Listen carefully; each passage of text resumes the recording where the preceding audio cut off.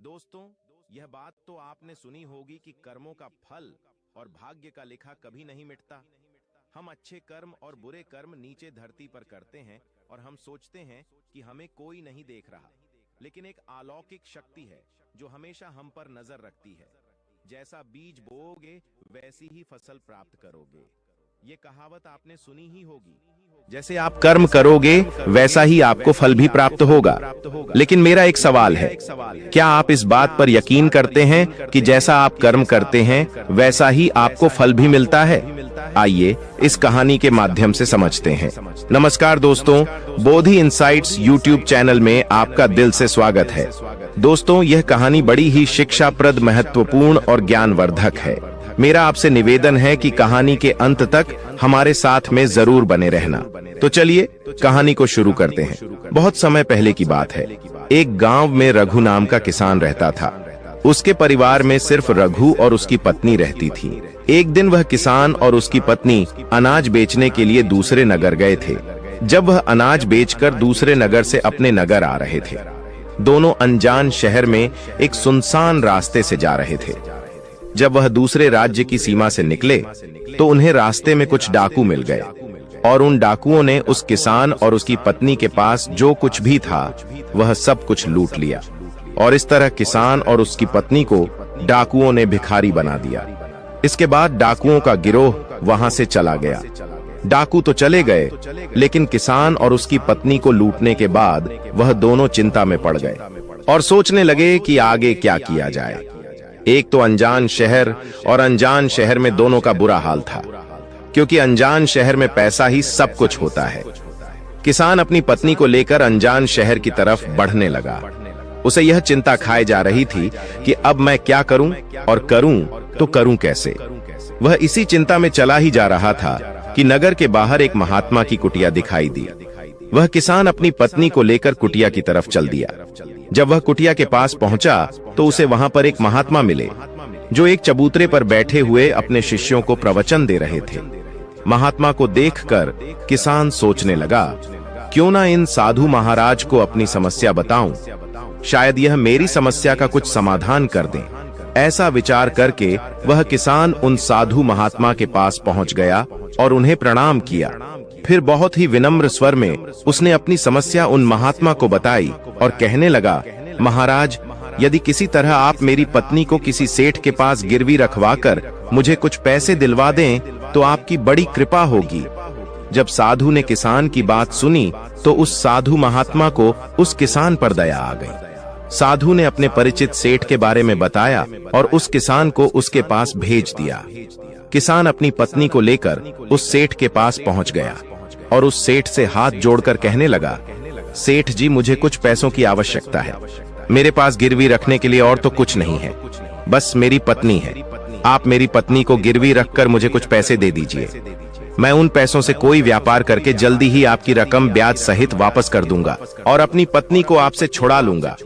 तब तक मेरी पत्नी आपके दिए हुए पैसों में आपके पास गिरवी रहेगी। सेठ ने जब उस किसान की बात सुनी तो वह पैसे देने के लिए तैयार हो गया और पैसों के बदले में किसान की पत्नी को अपने पास गिरवी रख लिया। किसान सेठ के पास अपनी पत्नी को गिरवी रखकर और उस सेठ से कर्ज लेकर व्यापार करने के लिए आगे बढ़ गया। किसान ने उन रुपयों से अनाज का व्यापार शुरू कर दिया। वह अब किसान से व्यापारी बन गया। अब सस्ते दामों में किसानों से अनाज को खरीदता था और दूसरे जरूरतमंद किसानों को महंगे दामों में बेच देता था। इस प्रकार रघु ने उन पैसों से बहुत ही कम समय में अच्छा खासा धन अर्जित कर लिया। जब रघु ने खूब पैसा कमा लिया तो 8 महीने बाद फिर रघु उसी नगर में वापस लौट आया, जिस नगर में वह अपनी पत्नी को उस सेठ के पास गिरवी रखकर गया था। रघु नगर में आकर सीधा उस सेठ के पास पहुंच गया और सेठ के पास पहुंचकर कहने लगा, सेठ जी, मैं 8 महीने पहले आपके पास अपनी पत्नी को गिरवी रखकर गया था। आप अपना हिसाब करके मुझसे रुपए ले लीजिए और मेरी पत्नी को मुझे वापस लौटा दीजिए।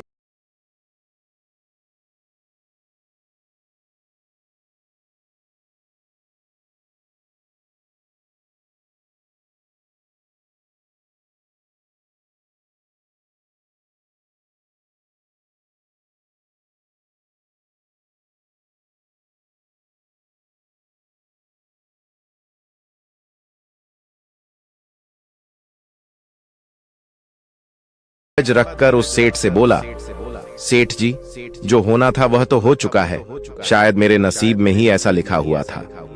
वह मेरे साथ रहती तब भी आयु पूरी होने पर उसे मरना ही पड़ता। होनी को कौन टाल सकता है। फिर भी आप अपने पैसे मुझसे ले लीजिए, ताकि मुझे इस बात का संतोष हो जाए कि मैंने अपना कर्ज चुका दिया, और मैंने आपका कर्ज चुकाकर अपनी पत्नी को गिरवी रखने के कलंक से खुद को बचा लिया। रघु की बात सुनकर वह सेठ बोला, नहीं भाई, अब मैं तुझसे वह पैसे कैसे ले सकता हूँ। जब मैं तुम्हारी अमानत ही तुम्हें नहीं लौटा सकता, तो अपना कर्ज वापस लेने का मुझे कोई हक नहीं है। रघु ने बार बार सेठ से अपना कर्ज वापस लेने का आग्रह किया, परंतु सेठ नहीं माना। उदास भाव से रघु जब वहां से निकला तो रास्ते में फिर उसी स्थान पर पहुंच गया जहां पर वह उन साधु महात्मा से पहली बार मिला था। हमेशा की तरह साधु महात्मा अपने चबूतरे पर बैठे हुए अपने शिष्यों को प्रवचन सुना रहे थे। रघु भी मन की शांति के लिए वहीं पर जाकर बैठ गया और महात्मा के प्रवचन सुनने लगा। साधु महात्मा ने जब रघु को देखा तो साधु महात्मा उसे पहचान गए और उसका हालचाल पूछने लगे। रघु ने पूरा घटनाक्रम उन साधु महात्मा को बता दिया। वह साधु एक सिद्ध महात्मा थे। रघु की बात सुनकर उस साधु ने कहा, भाई, उस सेठ ने तेरे साथ धोखा किया है। तेरी पत्नी निश्चित रूप से जीवित है। भाई, तेरी पत्नी को या तो उस सेठ ने अपने घर में छुपा लिया है, या फिर उस सेठ ने तेरी पत्नी को अपने किसी परिचित के यहाँ दूर किसी जगह पर भेज दिया है।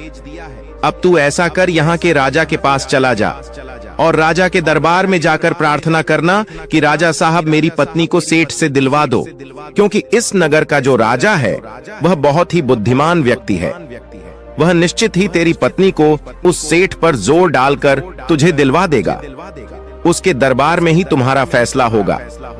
जब रघु ने उस साधु महात्मा की बातों को सुना तो रघु उस साधु महात्मा की बात मानकर राजा के दरबार में जाने के लिए चल दिया।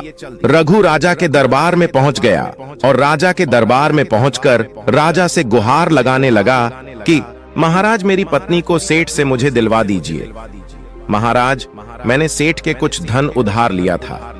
बदले में अपनी पत्नी को सेठ के पास गिरवी रखकर गया था। जब मैं धन लेकर अपनी पत्नी को उस सेठ के पास लेने गया तो वह कह रहा है कि उसका देहांत हो गया है। वह झूठ बोल रहा है। रघु की प्रार्थना सुनकर राजा ने सेठ को दरबार में बुलाया और उससे कहा, सेठ, क्या यह बात सच है कि यह किसान कुछ रुपयों के बदले में अपनी पत्नी को तुम्हारे पास गिरवी रख कर गया था? सेठ ने स्वीकार करते हुए कहा कि हाँ राजन, किसान की यह बात बिल्कुल सच है। राजा ने फिर कहा, तुम इसकी पत्नी को क्यों नहीं लौटा रहे हो? राजा की बात सुनकर वह सेठ बोला, कैसे लौटा सकता हूं महाराज? मैंने इस किसान को बता तो दिया कि आज से 3 महीने पहले इसकी पत्नी की मृत्यु हो चुकी है।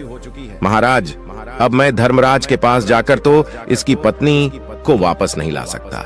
राजा ने पूछा, कोई गवाह है तुम्हारे पास जो इस बात की पुष्टि कर दे कि इसकी पत्नी की मृत्यु हो चुकी है? तो सेठ बोला, जी महाराज, इस बात की पुष्टि वह अच्छी तरह से कर देगा जिसने इस व्यापारी की पत्नी का इलाज किया था। वह 4 व्यक्ति भी इस बात की गवाही दे देंगे जो इसकी पत्नी को शमशान में जलाकर आए थे। उस सेठ ने यह बात इतने आत्मविश्वास के साथ कही कि राजा को भी उस पर भरोसा हो गया। तब राजा ने रघु से कहा, भाई, अगर तुम्हारी पत्नी जीवित होती तो हम तुम्हें अवश्य दिलवा देते। अब तो हमारी भी मजबूरी है। इस प्रकार राजा ने रघु को समझा बुझाकर वापस भेज दिया। रघु फिर से साधु महात्मा के पास पहुंच गया और जो कुछ दरबार में राजा और सेठ ने कहा वह सारी बातें साधु महात्मा को बता दी।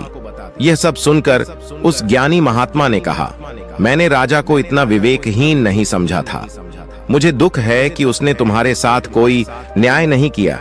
उस राजा ने सेठ की बातों पर तो यकीन कर लिया और तुम्हें समझा बुझाकर मेरे पास वापस भेज दिया। अब तुम मेरी एक बात सुनो। तुम एक बार फिर से राजा के पास जाओ और उसे कहना कि सिर्फ 3 घंटे के लिए वह अपनी राजगद्दी पर मुझे बैठने का अधिकार दे दें। तब मैं राजा को बताऊंगा कि न्याय कैसे किया जाता है और न्याय किससे कहते हैं। रघु एक बार फिर से राजा के दरबार में पहुंचा और जैसा उस साधु महात्मा ने कहा था उसने राजा से कह दिया। राजा ने रघु की यह बात सुनी तो यह सुनकर राजा ने कहा, मुझे 3 घंटे के लिए राजगद्दी छोड़ने में कोई ऐतराज नहीं है।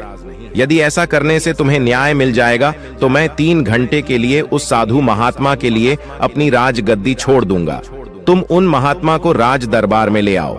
रघु ने जब राजा के यह वचन सुने तो रघु साधु महात्मा के पास गया और उन साधु महात्मा को राज दरबार में ले आया। जब साधु महात्मा राज दरबार में पहुंच गए तो राजा ने अपनी राजगद्दी उन साधु महात्मा को सौंप दी। फिर राजगद्दी पर विराजमान होते ही साधु महात्मा के सामने उस सेठ को दरबार में प्रस्तुत किया और उससे कहा, सेठ जी, आपने कहा कि इस किसान की पत्नी आपके पास रहते हुए 3 महीने पहले ही स्वर्ग सिधार गई और आपका कहना है कि आपके पास इसकी पत्नी के मरने के गवाह भी मौजूद हैं। क्या मैं उन गवाहों से मिल सकता हूं? फिर राजा बने साधु महात्मा के आदेश पर सेठ के गवाह पेश किए गए। सबसे पहले साधु ने उस वैद्य को बुलाया जिसने रघु की पत्नी का इलाज किया था। साधु ने वैद्य से पूछा, क्यों भाई, आपने ही हरीश की पत्नी का इलाज किया था? वैद्य बोला, जी हुजूर, मैंने ही रघु की पत्नी का इलाज किया था। वैद्य की बात सुनकर वह साधु बोला, अच्छा वैद्य जी, मुझे यह बताओ कि तुम रघु की पत्नी का इलाज करने के लिए सेठ के घर जाते थे या फिर रघु की पत्नी इलाज करवाने के लिए तुम्हारे पास आती थी? राजा बने साधु महात्मा की बात सुनकर वह वैद्य राजा से बोला, महाराज सेठ जी मेरे औषधालय पर स्वयं आकर दवा ले जाते थे। साधु बोला, यानी तुम विश्वास के साथ यह नहीं कह सकते कि वह दवा सेठ रघु की पत्नी के लिए ही ले जाता था या फिर किसी और के लिए? साधु की बात सुनकर वह वैद्य बोला, हाँ महाराज, यह बात मैं यकीन के साथ तो नहीं कह सकता कि सेठ किसके लिए दवाई ले जाते थे, लेकिन सेठ जी मुझसे दवाई जरूर ले जाया करते थे। वैद्य की बात सुनकर वह साधु बोला, इसका मतलब तो यही हुआ कि तुम मरीज को बिना देखे ही दवाइयां देते हो। यह तो बहुत ही गंभीर है। तुम दवा के स्थान पर किसी को जहर भी तो दे सकते हो, और हो सकता है तुम्हारे द्वारा दिए हुए जहर से ही रघु की पत्नी की मृत्यु हुई हो। उस साधु की यह बातें सुनकर वैद्य का चेहरा डर के मारे पीला पड़ने लगा और वह भयभीत स्वर में बोला, नहीं हुजूर, ऐसा हरगिज नहीं हो सकता। मैं अपने किसी मरीज को दवा के बदले भला जहर क्यों दूंगा, और इस तरह से मेरी सारी मान प्रतिष्ठा भी धूल में मिल जाएगी। वैद्य की बात सुनकर वह साधु महात्मा बोले, अब तो तुम ऐसा ही कहोगे। मैं तुम्हें अपने कर्तव्य के प्रति लापरवाही करने के और एक मरीज के जीवन से खिलवाड़ करने के अपराध में 50 कोड़े लगाने का आदेश देने जा रहा हूं। इसके साथ ही तुम्हारा मुंह काला करके सारे नगर में तुम्हें घुमाया भी जाएगा। अब तुम सोच लो, वैद्य सच बोलोगे या फिर मैं सैनिकों को तुम्हें गिरफ्तार करने का आदेश दूं? यह सुनकर वैद्य का शरीर कांपने लगा और वह उस साधु के कदमों में जा गिरा और बोला, हुजूर, मुझे माफ कर दीजिए। मैं स्वीकार करता हूं कि मैंने सेठ के किसी मरीज का कोई भी इलाज नहीं किया। सेठ ने तो मुझे पैसे दिए थे और कहा था कि यदि गवाही की आवश्यकता पड़े तो ऐसा कहकर उसके पक्ष में गवाही दे दूं। बस मेरा इतना ही अपराध है कि मैंने लालच में आकर इस सेठ का प्रस्ताव स्वीकार कर लिया। राजा बने साधु महात्मा ने कहा, वैद्य जी कुछ भी हो, आपने अपराध तो किया है, इसलिए मैं तुम्हें झूठी गवाही के इल्जाम में 100 कोड़े लगाने का आदेश देता हूं। साधु महात्मा के आदेश का राजा के सैनिकों ने तुरंत ही पालन किया। सैनिकों ने तत्काल ही उस वैद्य को पकड़ लिया और भरे दरबार में उसे कोड़े लगाने लगे। पहला कोड़ा लगते ही वह जोर से चीख पड़ा और कहने लगा, महाराज मुझ पर रहम कीजिए, महाराज मुझ पर दया कीजिए, मैं मर जाऊंगा। हर कोड़े के साथ उसके गले से करुणामय आवाजें निकलने लगीं। उसकी चीखें राज दरबार में गूंज उठीं। वैद्य के साथ ऐसा होते हुए देखकर सेठ के गवाह के तौर पर बुलाए गए उन चारों व्यक्तियों के कलेजे दहल गए, जिन्होंने रघु की पत्नी को शमशान में ले जाकर जलाने की बात कही थी। अब बारी उन चारों गवाहों की आई। साधु महात्मा ने उनसे पूछा, तुम लोगों का कहना है कि तुम चारों ने इस रघु किसान की मृत पत्नी का शव ले जाकर शमशान में उसे जलाकर आए थे। मुझे यह बताओ कि अंतिम संस्कार से पहले जब मृत शरीर को स्नान कराया जाता है, फिर उसे कफन में लपेटकर धरती पर रखा जाता है। स्नान के दौरान क्या तुमने उस स्त्री का मृत शरीर देखा था? यह सुनकर उस सेठ के चारों गवाह कहने लगे, नहीं हुजूर, उसका मृत शरीर तो हमने देखा ही नहीं था। जब सेठ जी ने अर्थी तैयार कर ली थी, उसके बाद ही हम उसे शमशान में ले गए और उसे जलाकर आए। उन चारों गवाहों की बात सुनकर वह साधु महात्मा बोले, और तुमने यह जानना भी उचित नहीं समझा था कि उस अर्थी में कोई मृत मनुष्य लेटा है या कोई जीवित व्यक्ति? कहीं ऐसा तो नहीं किसी जहरीले पदार्थ से बेहोश व्यक्ति उस अर्थी में लेटा हो और उसे तुम शमशान में ले जाकर जलाकर आ गए हो? यह तो एक बहुत ही गंभीर अपराध है। इसके लिए तुम लोगों को मृत्यु दंड की सजा भी दी जा सकती है। वह चारों गवाह वैद्य की पिटाई देखकर पहले से ही भयभीत थे। जब उन्होंने साधु महात्मा के मुख से मृत्यु दंड की बात सुनी तो वह सुनकर उन सभी के हाथ पांव मानो बिल्कुल ही ठंडे पड़ गए हों। साधु ने विनय भाव से सेठ की तरफ देखा। जैसे ही उस साधु महात्मा ने सेठ की तरफ देखा तो सेठ का चेहरा ऐसे काला पड़ गया। साधु ने सेठ से कहा, सेठ जी, तुम्हारे पांचों गवाहों की तो पहले ही हवा निकल गई। अब तुम बताओ कि किसी की इच्छा के विपरीत किसी की पत्नी को जबरदस्ती घर में रखना और अमानत में खयानात के अपराध में तुम कौन सी सजा पाना पसंद करोगे? साधु महात्मा की बात सुनकर सेठ का चेहरा एकदम से सफेद पड़ गया। उसके मुंह से कोई बोल नहीं निकल सका। राजा बने साधु ने कहा, सेठ, इससे पहले कि मैं तुम्हें 10 साल का कठोर कारावास की सजा दे दूं, अभी भी समय है कि तुम इस रघु किसान की पत्नी को दरबार में हाजिर कर दो। सजा के डर से सेठ ने तुरंत अपने सेवकों को अपने घर भेजा और सेवकों को घर भेजकर रघु की पत्नी को दरबार में प्रस्तुत कर दिया।